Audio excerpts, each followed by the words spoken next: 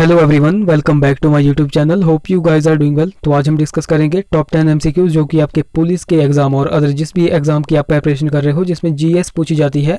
तो ये वाले क्वेश्चंस आपके आने वाले एग्जाम्स के लिए बहुत ही बेनिफिशियल होने वाले हैं।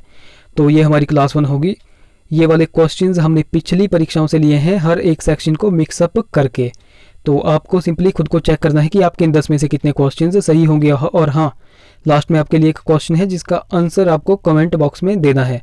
तो वीडियो को शुरू करने से पहले वीडियो को लाइक जरूर करें, और अगर आप पहली बार हमारे चैनल पर विजिट कर रहे हो तो जरूर से हमारे चैनल लेट्स प्रिपेयर को सब्सक्राइब करें और साथ में बेल आइकन को दबाना बिल्कुल भी ना भूलें।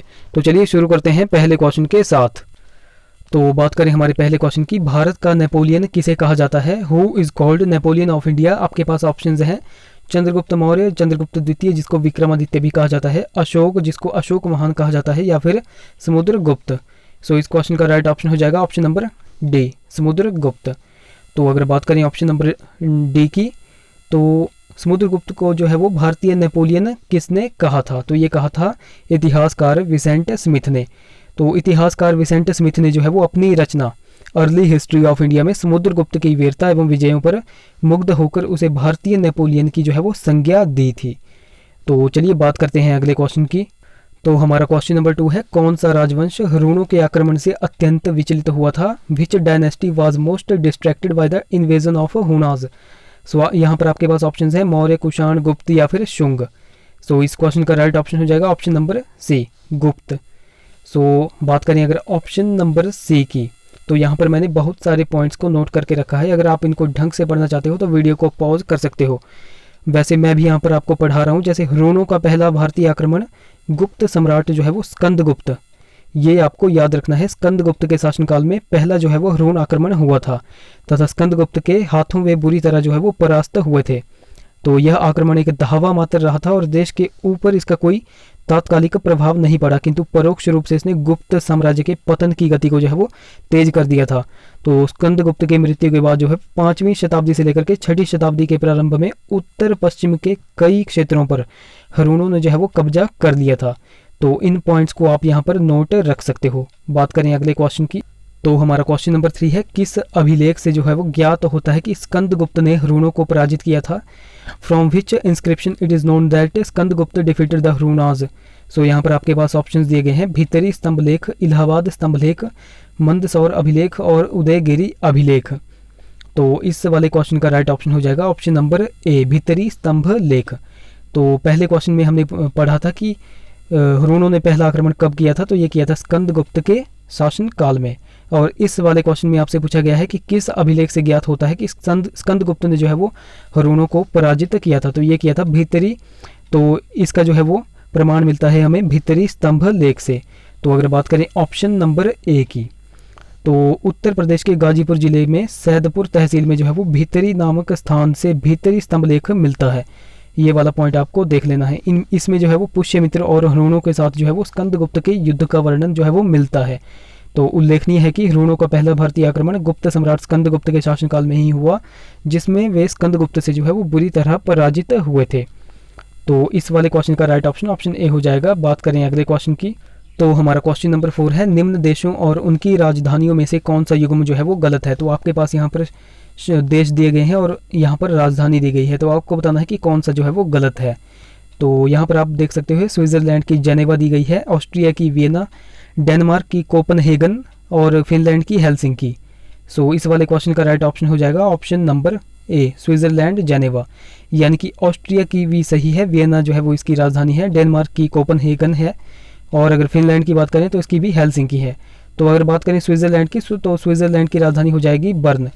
बर्न जो है वो इसकी राजधानी है। तो बर्न जो है वो स्विट्जरलैंड की राजधानी और 5वां जो है वो सबसे अधिक आबादी वाला जो है वो शहर है। तो जीवन की अच्छी गुणवत्ता के लिए दुनिया के शीर्ष देशों में बर्न को जो है वो गिना जाता है। तो इन पॉइंट्स को आप नोट रख सकते हो। बात करें अगले क्वेश्चन की, तो अगर बात करें क्वेश्चन नंबर 5 की, मैकमोहन रेखा द्वारा अलग किए जाने वाले देश कौन से हैं? Countries separated by McMahon line are. आपके पास ऑप्शंस हैं अफगानिस्तान, पाकिस्तान, बांग्लादेश, भारत, चीन और भारत, या फिर पाकिस्तान और भारत।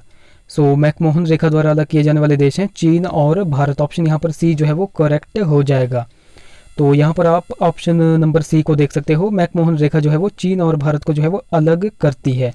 जो सीमा का निर्धारण भी करती है। तो मैकमोहन रेखा को जो है वो 1914 ईस्वी में सर मैकमोहन द्वारा जो है वो निर्धारित किया गया था। ये वाला क्वेश्चन, ये वाला जो है वो क्वेश्चन में आता है कि किसने जो है वो भारत और चीन की सीमा रेखा को जो है वो निर्धारित किया। तो ये थे सर मैकमोहन। इन्होंने 1914 ईस्वी में जो है वो भारत और चीन की सीमा रेखा को जो है वो निर्धारित किया था।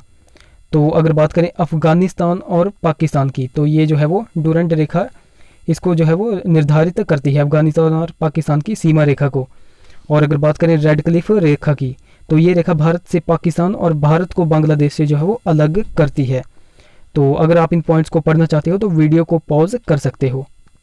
बात करें हमारे अगले क्वेश्चन की, तो हमारा क्वेश्चन नंबर 6 जो है वो हिंदी सेक्शन से रिलेटेड है। जिसे भय नहीं है के लिए एक शब्द निम्न में से कौन सा होगा। आपके पास यहाँ पर ऑप्शंस हैं, दुराग्रह, निर्भय, निभाया या फिर निर्भय। सो इस क्वेश्चन का राइट ऑप्शन बी हो जाएगा, निर्भय। तो बात करें ऑप्शन बी की, जिसे भय नहीं है उसको कहते हैं निर्भय, एक शब्द। और फॉर एग्जांपल अदर की भी बात करें, जैसे जिसके समान दूसरा न हो, तो उसका जो है वो एक शब्द क्या होगा, उसको कहेंगे अद्वितीय। और जो नहीं हो सकता, इसका एक शब्द क्या होगा, असंभव। ये वाले पॉइंट आपको नोट रखने हैं। बात करें अगले क्वेश्चन की, क्वेश्चन नंबर 7 है, संसद के अधिकारियों में शामिल होते हैं। तो यहाँ पर आपके पास दिए गए हैं, जैसे लोकसभा अध्यक्ष, लोकसभा उपाध्यक्ष, लोकसभा महासचिव या फिर राज्यसभा के अध्यक्ष। तो आपको सही उत्तर का चयन करना है। आपके पास यहाँ पर ऑप्शंस दिए गए हैं। तो इन क्वेश्चन ऑप्शंस में जो है वो राइट ऑप्शन डी हो जाएगा, ऑल ऑफ द 4। यानी कि ये सभी जो हैं वो ये सभी संसद के अधिकारियों में शामिल होते हैं। तो चलिए बात करें अगले क्वेश्चन की।